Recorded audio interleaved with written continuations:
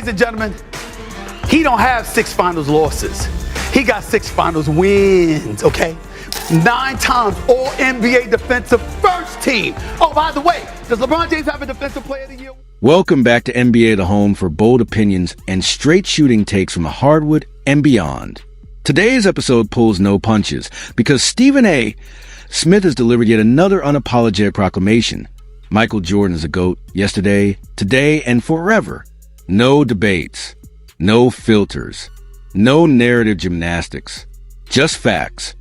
With the intensity of Jordan poster dunk and conviction of someone who lived the era, Stephen A. laid out his case in ruthless fashion. He didn't hedge. He didn't qualify. He dropped 5 core reasons, each one sharper than the last, and together they form an argument that's nearly impossible to dispute. Today, we're breaking that monologue down into 6 defining moments that explain exactly why, in Stephen A.'s eyes, Michael Jordan still stands above LeBron James in the all-time great debate. Before we get into it, make sure you subscribe to NBA Showdown and hit that notification bell, because we're not here to echo safe opinions or chase clicks. We're here to say what the mainstream keeps tiptoeing around.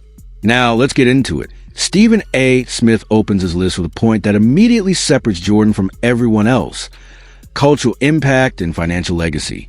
He makes it clear that Michael Jordan is not just a basketball legend. He is a living, breathing global brand. At 61 years old, Jordan still personally oversees his empire, a rare level of control that speaks to both his discipline and his vision. His influence didn't end when he retired. It expanded. And this isn't just about championships, MVPs, or stat lines. Stephen A. emphasizes that Jordan transformed what it meant to be an athlete in the modern world. He didn't just endorse products. He became the product. He turned his name, his image, and his legacy into a self-sustaining institution that transcends generations. While LeBron James has unquestionably built impressive ventures of his own, Stephen A. draws a critical distinction. Jordan was the original mold. There was no blueprint when he did it. His empire represents longevity, influence, and true autonomy. Jordan doesn't depend on current-day relevance, social media buzz, or active competition to stay powerful. He is relevance. His legacy isn't just written in record books. It's carved into global culture. Sneakers, fashion, business, branding, mentality.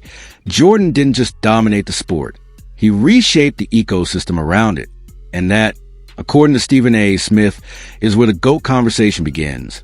And for him, where it ultimately ends. Right here, please. Bam! The Jordan brand, Shannon Sharp, alive and well. Next, Stephen A. Smith dives straight into the one area where, in his eyes, the separation becomes undeniable: Michael Jordan's mental makeup. This isn't about talent. This isn't about athleticism. This is about something far more dangerous: intent. Jordan didn't enter the league try and belong. He didn't come in hoping to coexist, share the spotlight, or be part of a long-term project. He came in with a cold-blooded mindset. From day one, his objective was simple: dominate and destroy.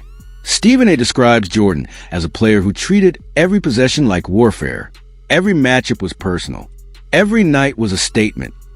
This wasn't a player chasing numbers. This was a predator hunting control.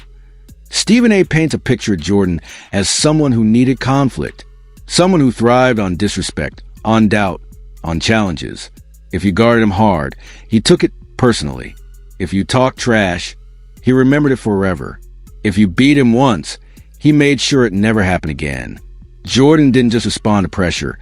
He manufactured it, because pressure brought out his most ruthless version. And this is where the contrast with LeBron James becomes clear. LeBron is brilliant, cerebral, team-oriented, a basketball savant who sees the floor like a chessboard. Stephen A. acknowledges all of that, but he also points out that LeBron's greatness operates through calculation, while Jordan's greatness operated through confrontation. Jordan wasn't trying to make the right play. He was trying to make you quit. That ferocity, that willingness to step on throats when the moment demanded it, is what made Jordan feared across the league. Players didn't just respect him. They dreaded him. Coaches game planned for him and still felt helpless. Teammates followed him because they knew losing was not an option when he was on the floor. Stephen A.'s message here is crystal clear. You can't teach that mindset. You can't coach it. You can't develop it later. in your career. It's something you're born with or you're not. And Michael Jordan had it in full supply. Ultimately developed over the years, Jordan came into the league with. Then Stephen A. Smith puts an unflinching spotlight on Michael Jordan's flawless championship resume, and this is where the argument stops being emotional and starts becoming mathematical.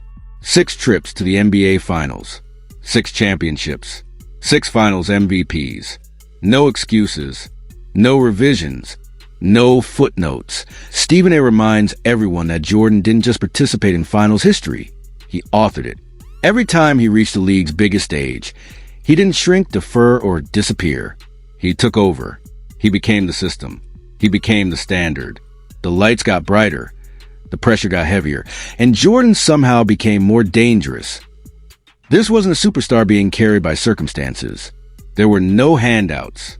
No late career stacking of rosters. No safety nets.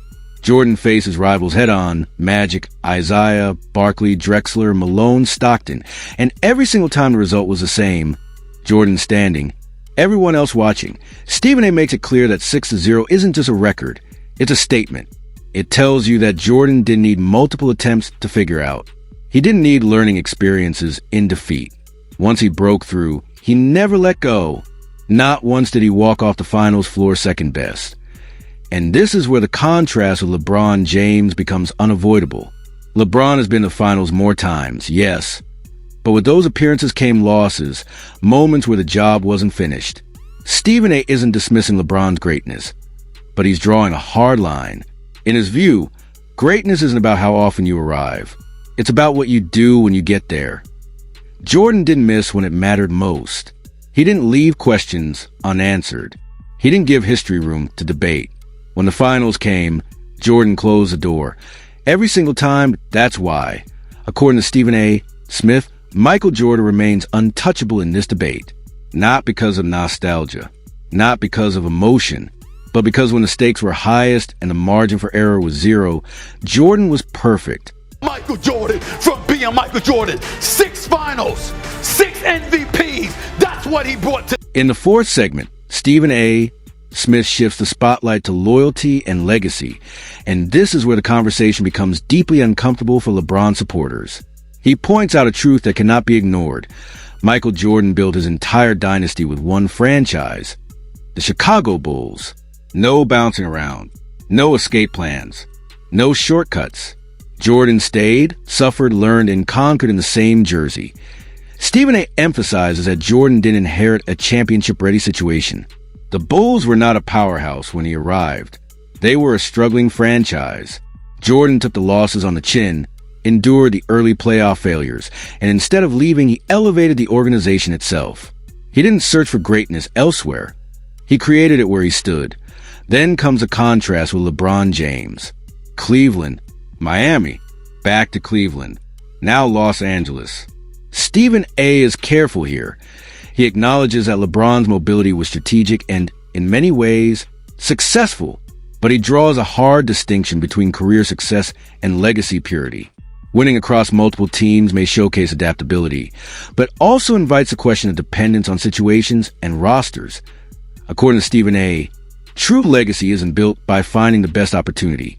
It's built by turning one place into a dynasty. Jordan didn't chase superstars.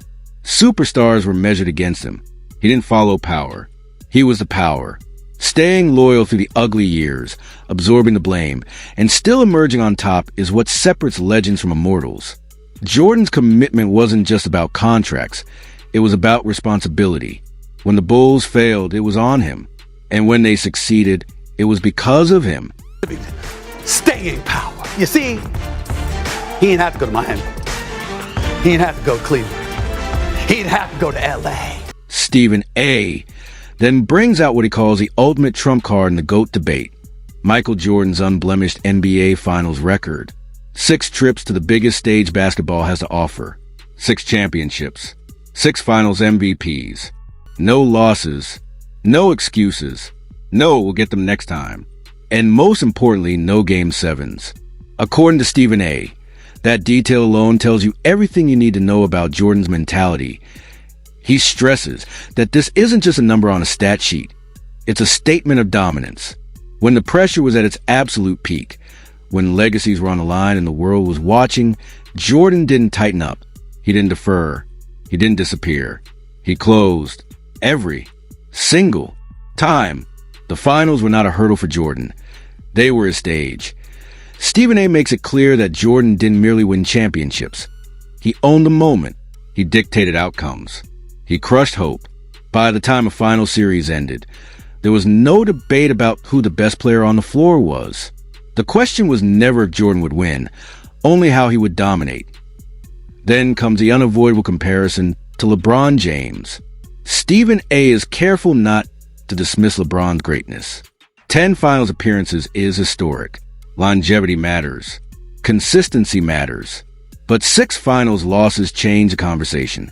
In Stephen A.'s eyes, greatness at the GOAT level isn't just about reaching the summit. It's about what you do once you're there. That LeBron's finals resume includes blown leads, sweeps, and moments where the crown slipped away. Context can explain some of it, but context doesn't erase outcomes. Jordan never allowed a final series to reach the point where doubt could creep in.